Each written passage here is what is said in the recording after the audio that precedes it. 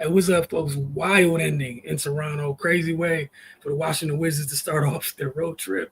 Uh, they'll be taking on Toronto again in a couple nights. So we'll see how the Raptors feel about that. But crazy, just a span of emotions there.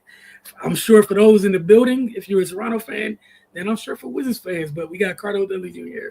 I'm Wilson Tarpe Jr. Let me just go ahead and put this up on the screen real quick, man, and we can and share your thoughts on the ending or what have you. We'll work our way through all this in just a second, man. Because before this play, and then I'm gonna pass it along, was crazy because Shed hop, skipped, and jumped on the inbound, which you cannot do in the NBA when they sideline. And then after, the broadcast was like they didn't have a timeout. Then they magically found a timeout. And you end up in this situation. I guess credit for Washington to staying poised there and forcing a tough shot. But, man, just wild finish, to say the least. Go ahead, Cardell. Yeah, man. Look, it was a great game. They was going at it, going back and forth from the opening tip. Both teams obviously not really in playoff contention or whatnot. Trying to build for the future, trying to get their young guys more reps and experience and whatnot. But the close games, I feel are very good for. I feel are very good for the Wizards, man. You know what I mean? To learn how to win, and that's what I've been saying all along since All-Star break. I said second half of the season, want to see them trending towards learning how to win. Obviously, with the best that they acquired and added with Chris Middleton and Marcus Smart, Brogdon over there on the bench, guys that have been in a lot of playoff wars. I want to see winning habits. I want to see them more in games. I'm talking about the young core, more in games, and not just being competitive in those games, winning those games. We're starting to see that now. And tonight was one of those games. Yes, it came down to a final play. Look, Shed, he made a tough shot, but he just didn't get it off in time. But that's still a winning play because he had Marcus Smart beat. If Alex Sarr, I believe that was Alex Sarr, if Alex Sarr didn't come over last second to try to block his shot, that's an easy layup. He has a clear shot, and they win the game. But that split second where he made him have to alter and get it up over him won them the game. And you'd be surprised how those little things, those little moments, the extra effort is the difference between winning and losing. And the Wizards, you see them, the young core are starting to figure that out. And you have to be consistent at those little things. The little things add up to big things. And that could be the difference between where they currently are as they're trying to learn and everything to where we hope in a year or two they are where they're in playoff contention. You see what I'm saying? This is just a perfect example of what it is, man. You see the excitement, you see the enthusiasm when they had to review it after Toronto thought they won the game and he didn't get it off in time. And you saw the excitement from the Wizards, how they was excited for one another. You could just see the energy. You could just see the culture starting to shift to, yeah, we gonna be a winning franchise pretty soon with this young core, and it was just encouraging. I was a little bit alarmed in the first quarter. How I feel about them 40-point quarters. This is probably the first game they've won giving up damn near a 40-point quarter in a long time, and in years. Got to check the the records and all that, but they bounced right back. Led by Jordan Poole, gave the Raptors damn near a 40-point quarter. And they were right back in there at halftime. And then, third quarter, they won at 26-24. And then the fourth, the Raptors outscored them 28-23, but it came down to the wire. And the reason why the Raptors were so successful was second chance points and get to the free throw line. They won the second chance points battle by a wide margin, 35-21. That's how they were able to stay in the game. And then also, as they normally are, they're big as hell in the front court, athletic. They got to the line. They were 27-30 for the game, shot 90%. I bet they would have loved to have a couple of them free throws back to win it. But, hey, man, like I said, little things. Whereas the Wizards were 17-23, they missed three more, but they didn't even get enough attempts to begin with. But they made up for it from 3-point range, led by Jordan Poole, who was 7 of 12 from deep. They finished 13 of 38. Literally, Jordan Poole made half of their 3-pointers. And see, and he shot 60% from the field overall, 12 for 20, had a game high 34 points. These are the nights where I'm like, okay, Jordan, go ahead, take them. You're hitting them. You see what I'm saying? I'm not mad at it. It's the problem when he's 3 for 12, where it's like, see, that's when you shot him into a loss. Also Rashawn Holmes, I thought he was huge after that first quarter. Where the Raptors kind of was physical, getting the better of them. I think he set the tone in the second quarter when he got in, and he just wasn't having it. He got right to it. He finished with a double-double, 10 of 11 in 19 minutes, with 4 assists in 19 minutes. He was hooping. He was getting it in. Like like you're just starting to see a belief within his team that they starting to believe that we can turn this around sooner than later, man. And it's showing, man. Bilal Coulibaly, man, he giving off some young Kawhi symptoms, you know what I'm saying, with his all-around impact and stuff like that, from the defense to, how he's attacking the basket, how his jumpers improving. You see they trying to use him as a point forward more to help develop his awareness and court vision and playmaking. So he can make the guys around him better, and then he can fully dominate a game. Instead of getting his, he can help other guys get theirs.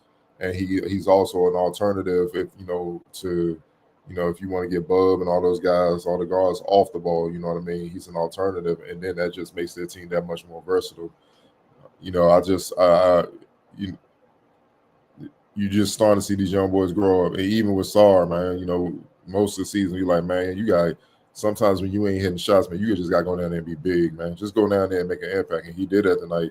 Finished with a double-double with 10 points and 14 rebounds, which got to be up there with around his career high. I'm going to have to check at 3 assists, but he was 5 of 16 from the field. He's now understanding, man, your value is not just always in you making shots, because there are going to be nights like this where you don't make shots. What else you going to give us? And I'm going to rebound. I'm going to play defense. I'm going to find other guys. Like I said, him rotating over to alter that shot literally won the game. It literally won the game for the Wizards. It saved them. So but early in the season, I only think he might have been dejected or whatever because he didn't hit a lot of shots, and he might not even had made that attempt, man. So it's just, like I said, man, it's the little things that added up, man. Look, RJ Barrett and them boys, he had to go on 23 and 9. Scotty Barnes didn't shoot well from the field, but he got to the free throw line. Now the time, he was a big reason why they had more attempts and made more free throws. It was had more attempts, so to speak, because it was because of him. He was just attacking. He put his head down. He saw he didn't have it shooting wise. All right, I'm gonna get the points another way. Just being a vet. Jakob Porter, he always gives the Wizards the blues for some reason. I don't care who's out there. He always does. He's a junkyard dog type of player, man. So if you're not ready to bang and be physical, he's gonna wear you out. He's gonna definitely outplay you. He finished with 21-5, and that's not something we accustomed to seeing. But like I said, with Sarr, the physicality, and I think he overwhelmed Sarr at first, and then Sarr started giving it back as the game went along, and they needed every bit of it. And then look, the benches. Normally the Wizards kind of win the bench points by a wide margin. Today was close. They won at 39-37. You see what I'm saying? So they needed every bit of that, man. So that's why, I'm kind of excited with this win, man, because this was a win where it was a will win. You had to fight. You had to fight all the way for 48 minutes to figure out how to win. And these are the type of wins that, to me, teaches you more on how to win, more so than you beating the team by 10 plus or whatnot. So, hell of a win by the Wizards. Good win to keep building and learn how to win, and see what it is on Monday. Yeah, it's a great start to a trip, to a road trip, for sure. And to piggyback on much of what you shared, it was just a great example of growth, right? You can go up and down the roster. Talk about the youngsters. Bilal's a great example for that current, for this current class of rookies they have. This trio is only year 2. Bilal was not able to take the physicality to attack downhill like that last year. This year, it is totally different. is one-sided when he turns that corner. It's ending bad usually for the opposing team. And as the seasons go on, as the season has went on, we started to see less and less of somebody stepping up into that space when he turns that corner.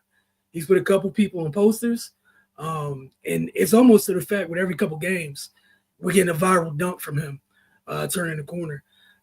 And again, I just think it's a great example for where, you want this young crop to go. Put the work in with your body physically. I know we talked about that a lot this season. I was very, along with you, so encouraged. The biggest thing from start of night, appreciate it, was, physically, and you talk about Pirtle, he has he's part of that type of group that we always talk about that comes into DC and does what they do, and they tend to have their way against the Wizards. Those big kind of old school physical, this overly physical, you're going to feel me for 4 quarters type bigs, which, once upon a time that was normal. Everybody had them. The talent, this, kind of determined where the talent would separate it, but the mentality didn't. The size of mentality did not at all. Where nowadays everybody doesn't have those. And Pirtle, he knows how big he is and he throws it around. That's his job on this team. And he does it. I thought you brought up Holmes. I thought he did a great job. He came in and kind of was like, all right, enough of all that. Like, we're going to hit back. And you saw the kids follow it, which was great. And then it's much, we talk about the physicality Pirtle had. He only had 5 rebounds. I know other folks on the Raptors stepped up and helped, but that's a hell of a response from the Wizards bigs to take him off the boards. Obviously, we should have done a better job keeping everybody off the boards, but Toronto's Toronto. There's a reason Toronto's, kind of like the just embedded DNA that they have. It's a junkyard fight every time you play them. But yeah, man, I agree with you wholeheartedly. These are the type of wins that I think really make a difference. The blowouts, those are great. Winning comfortably, that's wonderful. These are the ones where I think you take the most from. Like you said, the wild change of emotions. You have what should have been an obvious call. You got to get over it mentally. You don't have a choice. You're on the road. You clearly, everybody watching feels like there was a missed call, but we didn't see, I feel like we didn't see anybody let go of the rope after that, which we would have seen in former iterations of the Wizards. Regardless who was out there, just saying, building to this one of those kind of character wins, right?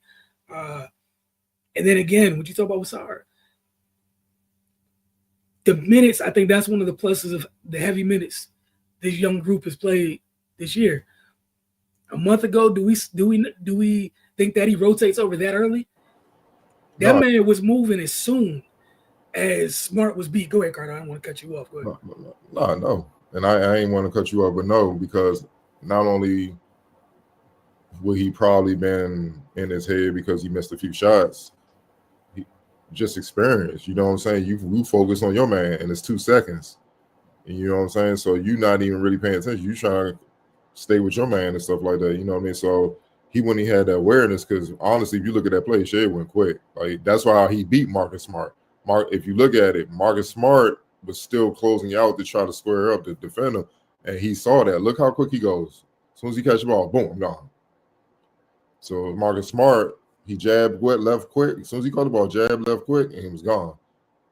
And Marcus Smart didn't even have time to get set, man. But that's why I say Alex Saw saved the day, because if Alex Saw, like, watch him, he's watching, see a man and ball. What they teach you, fundamentally sound defense, see man and ball. He's seeing his man, he said, oh, shoot, my man got beat. I got to get over there and try to get this block. You know what I mean? Before he might have been hugged up. Even Chris Middleton, got to give him credit. He dug down enough to make him have to pick the ball up. See what I'm saying? Like, it's the little things, man. Little things that made that shot like a point of half of a second too late. Like, just watch him. Just watch the whole thing in slow motion. You can see how just fundamentally sound defense. And Middleton was smart because he understood he didn't have enough time to kick it out to this man. Let me help. He went for the strip. Now he has to pick it up way out there by the 3-point line. SARS seeing the play. He's seeing Marcus Smart not gonna get back in front of him. Let me go for that. And now he understands I gotta get this ball up high off the glass to give me a chance to make it. And that altered it enough, but that delayed it enough where he didn't get it out of his hands in time, and they won the game. It's the little things, man. And you be surprised, bro. Those are the little things where, defensively, people kind of take it for granted. Those are the little things that when you look at the tape, like, damn, I didn't even see that in real time.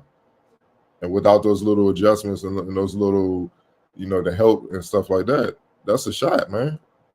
And we've seen plenty of games from the Wizards this season where it's just, hey, man, I can't help you, bro. Hey, man, do the best you can.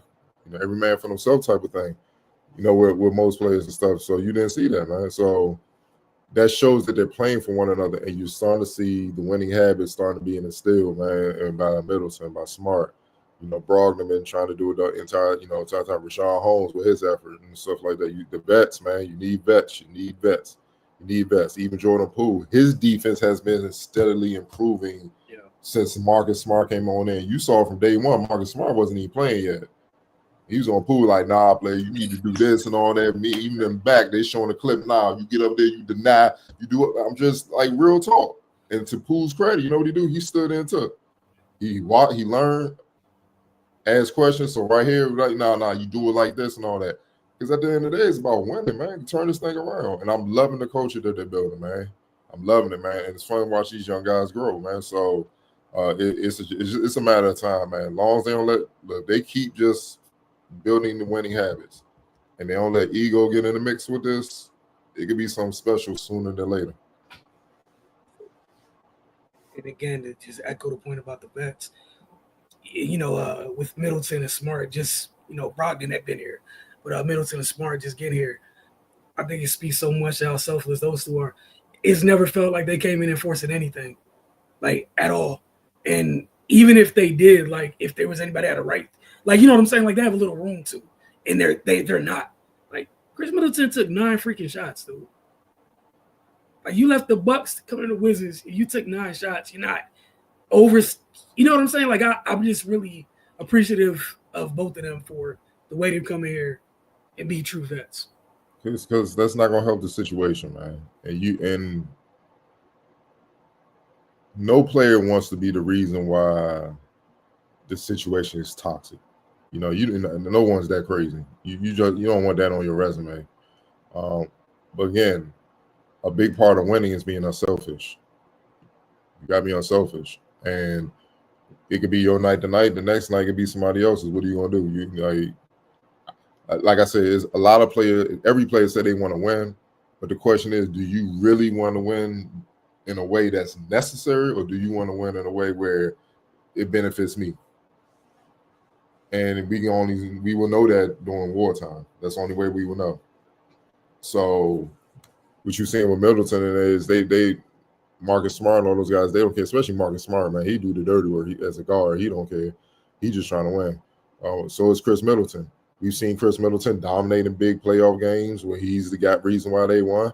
Remember when they won the championship, you had certain analysts talking about he was Batman and Giannis was Robin, but we ain't going to be petty and go there and all that stuff like that. Until Giannis dropped that 50 ball in the finals and closed things out, and then all that shut up once and for all. But no, he's also being used to being second option, third option at times when Drew was there, when Dame was there. You know what I'm saying? So, he understands how to play different roles, man. He understands what the situation is. It's about building up these young guys, man. So he's doing everything in this power to build up these young guys. And honestly, he shouldn't have took a lot of shots. Jordan Poole had it going. He shot 60% from the field. Bilal Coulibaly, 46%. All right, Corey Kispert, 57%. Sean Holmes, 45%. Cool. You know what we gonna do? We're gonna ride you young guys. We gonna ride y'all. Y'all the ones hitting shots. Let's do it. I'll get mine within the flow. Just like he hit the tough fadeaway late in the game. You see what I'm saying? That kept it, gave him the lead again. So you can't say enough about that, but you can see it, man. It's obvious because, come on, man, it's night and day where they are now compared to where they were at the beginning of the year. It was tough at the beginning of the year. Severe understatement. player of the game. Mr. Poole, Mr. Poole, Mr. Poole. No argument there. And again, just not being like, just giving necessary effort on defense goes a long way. You on the court with a lot of folks that do play, that are that excel on that end of the floor. Him just holding up goes a long way. You got 4 other people out there that can make up ground for you. Mm-hmm. You just have to give effort and hold up. Yep. They got you. Like, just holding up. It's a matter of time. They got you. X Factor.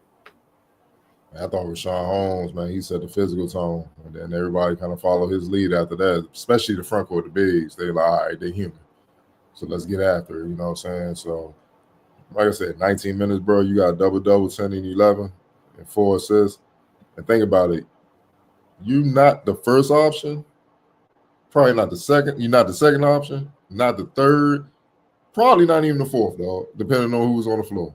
But he still found a way to get a double-double. That's a guy playing hard and being a veteran, knowing how to play the game. Yeah, definitely agree with you there. And then 7 of the 11 rebounds on the offensive end. They needed every one of them. That's how you end up with 10 points and the 4 assists right there. He was crashing like it meant the world, and it really did for them. They held on for 1 point. They needed every one of those offensive rebounds because, as you alluded to earlier, the Raptors are living off second chance points for a while, and they still won that area in the team stats and whatnot. But got a couple questions we'll get into tonight. Start with this one: are the signs that the young Wizards core starting to learn how to win consistently, which I think we kind of just delved into just a little bit. Did you have anything you wanted to add to that? No, it's just yes. Yeah, a resounding yes. And it is this start to the trip. I know it's only 1 point win, but for all the things we were talking about earlier, really excited to see how this trip goes going forward, and just talk about it in terms of them continuing this process along the way, because it's about finishing strong. You talk about the culture. Really interested to see how they finish these last 20-odd games, literally 20 games from this point on. All right, the second question, and we talked about this with a couple different teams, but for the Raptors, it's a little bit different. What do the Raptors need to take the next What do the Raptors need to do to take the next step with their team? One thing about them guards, you can always find quality guards. Obviously, their wings are set. RJ and Scotty Barnes. One thing about them, they never had that big man like that can get them over the hump. They kind of do it by committee, or you have a like journeyman. You know what I'm saying? Like they need a big that can they can count on to give them easy points, rebound, and defend. Man, they got to find one. I don't think they really found one. I think it's just been like wing happy for the last few years, especially since Barnes got there. They kind of rebooted since when they let Kawhi left and then traded Kyle Lowry and all that stuff like that, man. So I think that's the next step. Jamal Shea has promise. If you see where he's at. Like I said, there's always going to be guards on the market, or G League, or guards you can draft that you can build up with the young guys with Barrett and Scotty Barnes and stuff like that. But they need to be that they can rely on to always be in position to get the double-double, and I think that will balance things out. And then I think they'll take another step, because what are they at, 20-some wins now? Yeah, I think it's like 21.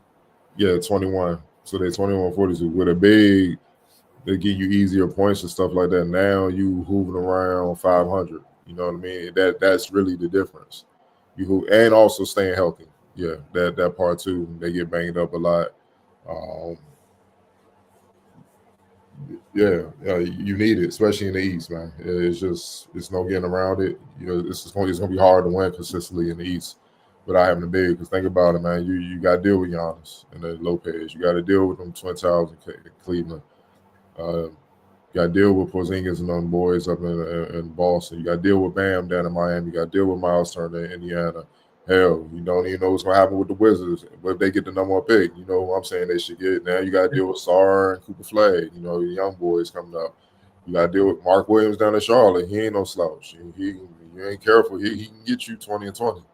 If you ain't careful. So you need bigs to balance it out. You can't just leave it to a bunch of wings kind of trying to alter their approach and go down there and try to be a big, because I understand it's a different league. It's the spacing. You might feel like you got the advantage having a traditional wing play to 4 or 5 and be on the perimeter, but size is size, man. And trust me. You know my history. It matters a great deal. It does. It's like all that positionless basketball crap people been throwing out. That's not real. There's a reason why you don't see Steph Curry playing center. You know what I mean? It's just you won't do that. So it's hard to win like that, man. Because once they run up against, like I said, they played the Cavs. Now the Raptors are at a total disadvantage. But the wing players trying to play the 4-5. So they need a reliable way of a big that can get it done and be productive night in, night out. And I think that changed the dynamic of their team. Yeah, I think it's clear. Like you said, health. But the first thing, I didn't even think about health. The first thing that popped in my mind was they haven't had big since they won a title.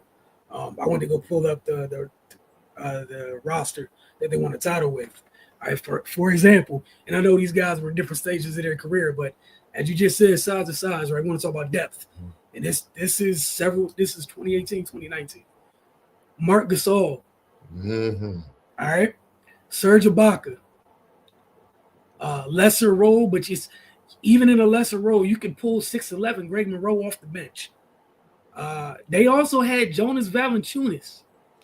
Bro, you had Mark, Jonas, Serge. And then you had Chris Boucher was there, Pascal Siakam, and Kawhi as the 4s underneath those 5s. But they had the luxury of playing however they wanted, and they were deep enough that all those front court positions. And I think, like you said, that's what stuck out the most. Is the most damning was even losing Pascal. They've never fully replaced that, let alone the 5s. And we saw some 5s get drafted last year. I think, like you said, that's something like that's priority 1 to me for them. They keep they're it's like some teams across sports, they're really good at finding certain things. No matter what's going on in life, they're just gonna find this or find that. And then on the other side, there's areas they struggle with to find. They need to find a big ASAP. Like they have to. Yeah. You make a great point, because even during that run, I had to look it up. During that run, with all those bigs, first round Orlando, Vucevic and Aaron Gordon. Mm-hmm. Second round, and you needed a Kawhi Leonard iconic shot to beat Embiid with Ben Simmons, a young Embiid with Ben Simmons and whatnot. Then you had to deal with Giannis and them boys just to get to the Warriors. You see what I'm saying? And then the Warriors had all those injuries. Clay towards ACL, then KD with the Achilles. Well, he had Achilles early, but it really tore then in the middle of the final. You see what I'm saying? So, look, man, size matter, bro. Like, you going against the good teams, they're gonna be big and they're gonna be deep. You gotta understand. You gotta have bigs, man. Right now, you gotta have bigs that can. I'm not trying to disrespect them. Like, you need bigs that can be productive, that you can consistently throw the ball into and make something happen. Let me just say that. You need game changer bigs, the ones that have that high level impact on both ends of the floor. I think what they have like Pirtle, I think that's a great. I think Pirtle would. That's like high end depth to the type of big, to a quality. If they had a premier big, having Pirtle behind him that makes it almost a luxury. That's quality depth behind a premier big. But yeah, man. Like I said, that small ball stuff is cool until you talked about all the sides of the East. Orlando gets bigger every 10 seconds as a team, it feels like. Them too. So, I mean, as fun as you are, as fun as it is, being able to switch everything, all that stuff's great. Detroit. Oh, my God, yeah. Detroit. Detroit. Mm-hmm. You're not coming out of either side of the league if you don't have depth in the front court, and not it's not middling depth, but you need premier talent at the position. It has to be priority. It literally has to be priority. Otherwise, you're in trouble. You've been begging, ringing the bell for like what 5 years. The bigs are coming, bro. If you hear you don't have it, you are super beyond the 8 ball. Like even if you don't have, even if you have one half of a pair, the Raptors don't have a half of a pair right now. Jakob down there fighting for his life, man. Like he got jumped tonight. You can call it what it is. Jakob got jumped in there. He said Sar had 14, Holmes had 11. And Jakob, like I said, he's 29. He is what he is. Mm-hmm. That you need like I don't know where they're drafting at, but I definitely will be eyeing a big, like a skilled big that can help. Like give him the ball on the block, you can move out of the way, he can get you easy points. Because not only that, it provides balance for your team, man, where you don't have to rely on guys hitting a bunch of threes and perimeter shots or trying to get to the free throw line all the time. He's going to generate that easily, whoever that big is. So we're going to see how it goes, but it's easier to find a quality guard than it is to find a quality big. So, but I would set my sights on that because you can get a journeyman point guard to just run the team, or Scotty Barnes can run point and stuff. You know what I'm saying? You can fill that void sooner than you can find a center that can come in there and, all right, we can throw the ball under him. He getting us easy points. He getting the boards, alternate shots and whatnot. Because if you don't have that, you're dead. It's only so far you can go. And it looks like, obviously we don't exactly how things look like in the draft, but if they're projected to have a top 10 pick, they got to make sure they lead that first round with a pick. Unless you're going to trade that and some players for one right. in the league, I don't know who that may be. But you need that. You need somebody like that. It's a must. But all right, folks, we appreciate you guys. We'll check in with you guys Monday night to see what round 2 of this bout between the Wizards and Raptors look like then.